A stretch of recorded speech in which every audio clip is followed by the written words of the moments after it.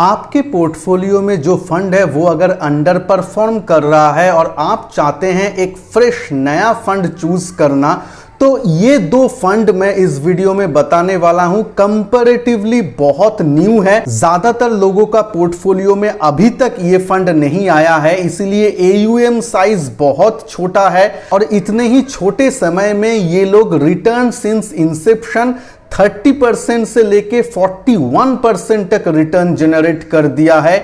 Benchmark को decisively break कर रहा है। फंड हाउस बहुत अच्छा है। एक्सिस फंड हाउस का एक फंड है और एक है मिरिया एसेट फंड हाउस का। फंड मैनेजर बहुत ही अच्छा है जो ऑलरेडी एक्सिस फोकस्ड 25 फंड, आपका media asset emerging blue chip fund, ये सबको मैनेज करते आए हैं। ऐसा फंड मैनेजर इस फंड को मैनेज कर रहा है, तो बहुत ही अच्छे क्वालिटी का ये फंड्स है जो फ्यूचर का टॉप फंड बन सकता है। नमस्कार दोस्तों, मैं हूं संजय और आप देख रहे हैं आपका चैनल संजय टॉक्स। पहला फंड है एक्सिस फंड हाउस का axis growth opportunity fund.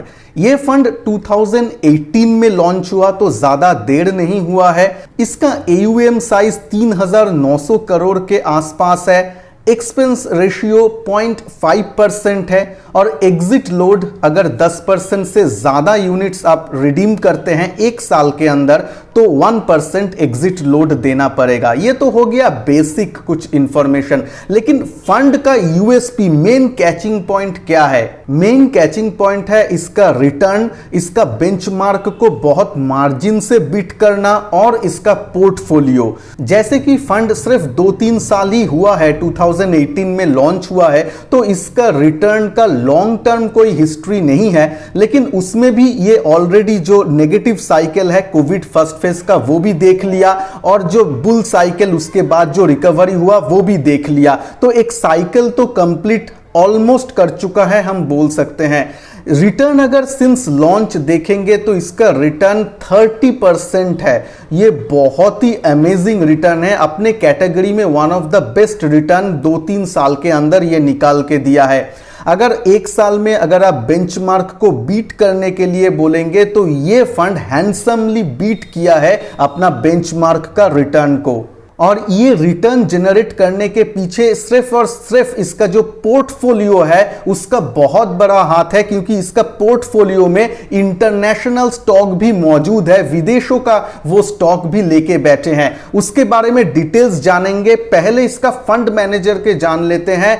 Fund manager Jinesh Gopani साहब है, जिसके अंडर में एक्सिस लॉन्ग टर्म फंड और एक्सिस फोकस 25 फंड वो मैनेज करते हैं। एक्सिस फोकस 25 फंड को आप जानते हैं अपने कैटेगरी में one of the good performing fund है, अच्छा परफॉर्म कर रहा है, तो फंड मैनेजर के ऊपर तो एक भरोसा बनता है। अब जो पोर्टफोलियो अगर देखेंगे उसमें पहले इंटरनेशनल स्टॉक में आ जाते हैं। वहां पे देखिएगा माइक्रोसॉफ्ट, अमेजॉन, फेसबुक, गूगल यानी अल्फाबेट इंक, ये सब जो दिग्गज ग्रोथ कंपनीज है उसको ये फंड लेके बैठा है। एक चीज ध्यान में दीजिए कि ये जो फंड है इसका जो फंड कैटेगरी है वो large and mid cap category में आता है। लार्ज और मिड कैप मिला के यहाँ पे अभी मिड कैप का परसेंटेज 50-52% के आसपास है, बाद बाकी आपका लार्ज कैप में ये निवेशित है। तो आप लोग जो लार्ज एंड मिड कैप में निवेशित है वो इस फंड को थोड़ा सा देख सकते हैं एज अ ऑल्टरनेट, लेकिन मुझे ऐसा लगता है कि ये डायरेक्ट कंपीट दे रहा है आपका पराग, पारिक, फ्लेक्सी कैप, ये सब फंड को, जहां पे ये लोग भी आपका जो इंटरनेशनल स्टॉक है उसको पोर्टफोलियो में शामिल कर रहा है। धीरे धीरे ये ट्रेंड अभी चालू हो गया है कि बहुत सारा फंड्स अपना पोर्टफोलियो में विदेशों का जो US बेस्ड स्टॉक्स है उसको ले रहे हैं। अमेजॉन, नेटफ्लिक्स, आपका गूगल, फेसबुक, ये सब ले रहे हैं। तो ये ट्रेंड ये फंड भी मेंटेन कर रहा है, जिसके लिए इसका जो रिटर्न है उसमें एक बूस्ट देखने के लिए मिल रहा है। डोमेस्टिक स्टॉक का पोर्टफोलियो में Bajaj Finance, Coforge, Info Edge, ये सब जो अच्छा मिड कैप स्टॉक्स है इसको वो लेके बैठे हैं। आपका पोर्टफोलियो स्क्रीन में आ जाएगा, स्क्रीन को पॉज करके आप लोग देख सकते हैं। तो एक अच्छा मिक्स है, बाहर का भी थोड़ा सा अच्छा ग्रोथ ओरिएंटेड स्टॉक्स है, डोमेस्टिक स्टॉक्स भी अच्छा है, लार्ज और मिड कैप का पोर्टफोलियो में एक अच्छा मिक्स है, तो इस फंड को जरूर कंसीडर कर सकते हैं। अब जो कोविड फर्स्ट फेज में 2020 में जो फॉल आया था उसमें ये फंड -31% तक भी गिरा, फरवरी मार्च 2020 ये टाइम फ्रेम में। उसके बाद जब रिकवरी हुआ तब भी रिकवरी भी बहुत अच्छा वो किया, मार्केट के साथ साथ ये भी अपना लॉसेस को फुल रिकवरी करके भी ज्यादा रिटर्न इन्वेस्टर को दिया है। तो ये एक्सिस ग्रोथ अपॉर्चुनिटी फंड को आप किस किस फंड का एज अ ऑल्टरनेट यूज कर सकते हैं उसके बारे में वीडियो का एंड में बताऊंगा।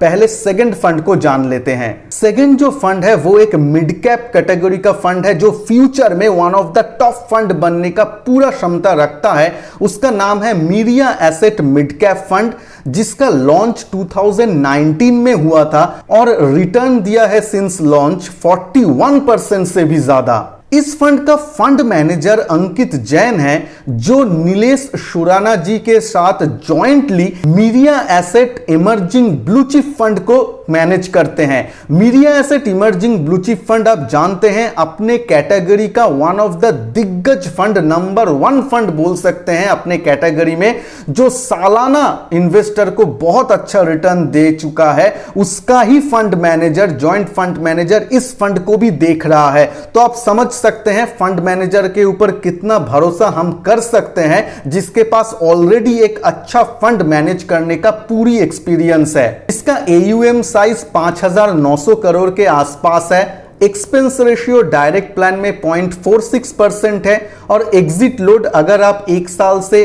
पहले रिडीम करते हैं तो 1% एग्जिट लोड देना पड़ेगा। एक साल से बाद अगर आप रिडीम करते हैं तो कोई भी एग्जिट लोड नहीं देना पड़ेगा। मिड कैप फंड होने के बावजूद भी ये फंड थोड़ा बहुत लार्ज कैप में भी निवेश करता है। आज के दिन में अप्रोक्सीमेटली 57 to 60% उसका जो पोर्टफोलियो एलोकेशन है वो मिड कैप स्टॉक्स में है, 30 से 35% लार्ज कैप में है और थोड़ा बहुत आपका स्मॉल कैप में भी निवेशित है। 2019 में लॉन्च होने के वजह से इसके पास ज्यादा हिस्ट्री नहीं है कि कितना रिटर्न दिया है, लेकिन फिर भी ये 2-3 साल के अंदर ये बेंचमार्क को बहुत अच्छी तरीके से बीट किया है हर एक साल। उसके साथ साथ मैं रिटर्न जो बोला आपका 41% रिटर्न 2019 में लॉन्च होने के बाद आज तक निकाल के दिया है और ये 41% एनुअलाइज्ड है, हर साल एवरेजली निकाल के दिया है। देखिए इतना ही ज्यादा रिटर्न रहेगा ये तो नहीं रहेगा, ये हम जानते हैं, क्योंकि लास्ट 2-3 साल में बाजार बहुत भाग चुका है। इसके बाद कंसोलिडेशन या ये सब जब आएगा, लेकिन एवरेजली ये फंड तो बेंचमार्क को बीट करेगा, इसका पूरा भरोसा है। इसका पूरा लक्षण अभी फंड दिखा रहा है। फंड मैनेजर भी ऐसा करते आए हैं अपना इमर्जिंग ब्लू चिप फंड जो ये मैनेज करते हैं उसके साथ। तो ये देख के एक धारणा मिलता है कि ये फंड भी आगे जाके बेंचमार्क को तो एटलीस्ट बीट करेगा ही हैंडसमली, लेकिन देखना है आगे जाके ये कैसे कर सकता है। तो इसीलिए इसको अपना वॉच लिस्ट में डाल के रखिए। इसका जो पोर्टफोलियो है उसमें देखिए दिग्गज मिड कैप स्टॉक्स लेके बैठे हैं, जैसे कि SRF, वोल्टास एक्सेट्रा। आप लोगों के स्क्रीन में उसका पोर्टफोलियो आ जाएगा। मैं पोर्टफोलियो पूरा देखा, वहां पे बाटा ये सब ग्रोथ स्टॉक्स मौजूद है। पोर्टफोलियो मुझे अच्छा लगा, बहुत ही अच्छा किस्म का गुड क्वालिटी का मिड कैप स्टॉक ये लेके बैठे हैं। अब आप लोगों का प्रश्न में आ जाते हैं कि मेरे पास एक्सिस मिड कैप है, Canara Robeco mid cap fund है, या एक्सिस स्मॉल कैप फंड है, DSP स्मॉल कैप फंड है, या फिर Mirae asset emerging blue chip fund है, Canara Robeco emerging blue chip fund है, पराग पारिक फ्लेक्सी कैप है, या फिर एक्सिस ब्लू चिप फंड है। तो ये सब फंड मेरे पास है डिफरेंट कैटेगरी में। तो हमें अभी ये जो फंड हम डिस्कस किए हैं इसमें शिफ्ट हो जाना चाहिए। क्या करना चाहिए? पहले तो large and mid cap section में जो एक्सिस ग्रोथ अपॉर्चुनिटी फंड में डिस्कस किया इसके बारे में बात कर लेते हैं। तो ये आप लोगों के पास अगर लार्ज एंड मिड कैप कुछ फंड्स है उसको आप रिप्लेस करने के लिए देख रहे हैं, सोच रहे हैं, और आप देख रहे हैं आपका फंड बेंचमार्क से अंडर परफॉर्म कर रहा है 2-3 क्वार्टर, एक साल से, तभी आप चेंज करने के लिए सोचिए।